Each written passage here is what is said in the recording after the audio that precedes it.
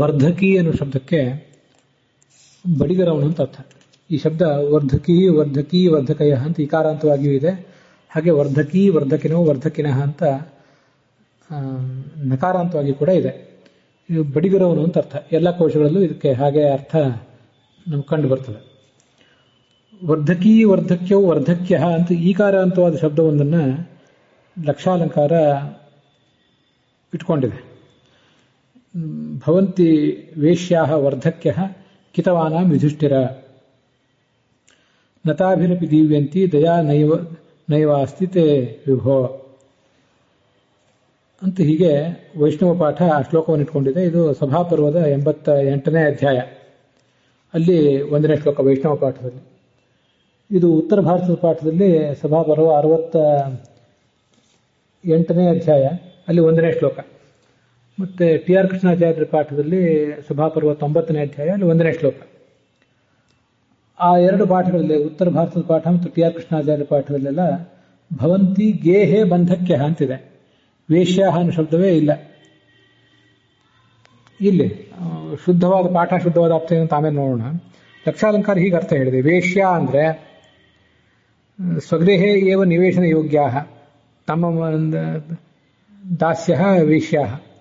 ಒಬ್ಬ ವಿಟಪುರುಷ ತನ್ನ ಮನೆಯಲ್ಲೇ ಆ ಸ್ತ್ರೀಯರನ್ನು ಇಟ್ಕೊಂಡು ಅವ್ರ ಜೊತೆ ಸುಖ ಪಡ್ತಾ ಇದ್ರೆ, ಭೋಗ ಮಾಡ್ತಾ ಇದ್ರೆ ಅವರನ್ನ ವೇಶ್ಯ ಅಂತ ಅನ್ಬೇಕು. ಬಹೂನಾಂ ಪುರುಷಾಣಾಂ ಸ್ವಯೋನಿಂ ವಿಕ್ರಿಯ ಸ್ವಪ್ರಭೋರ್ಧನಂ ವರ್ಧಯಂತ್ಯ ವರಾಂಗನಾ ವರ್ಧಕ್ಯ.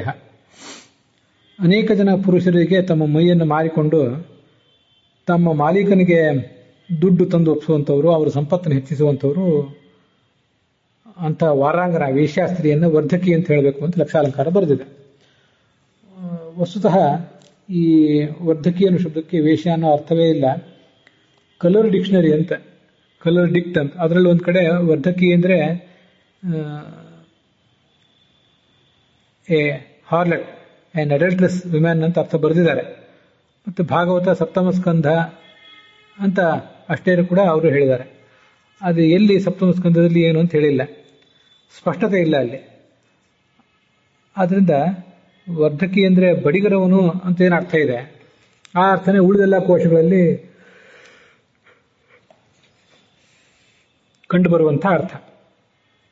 ಆದ್ದರಿಂದ ವರ್ಧಕಿ ಅನ್ನೋ ಶಬ್ದಕ್ಕೆ ವೇಶ್ಯ ಅನ್ನೋ ಅರ್ಥ ಅನುಮಾನಾಸ್ಪದ ಆಗ್ತದೆ ಈ ದೃಷ್ಟಿಯಿಂದ. ಮತ್ತು ವರ್ಧಕಿ ಅಂತಂದ್ರೆ ಬಡಿಗರವನು ಅಂತ ಅರ್ಥ. ಹಾಗಾದ್ರೆ ಶ್ಲೋಕದ ಮೂಲ ಪಾಠ ಏನು?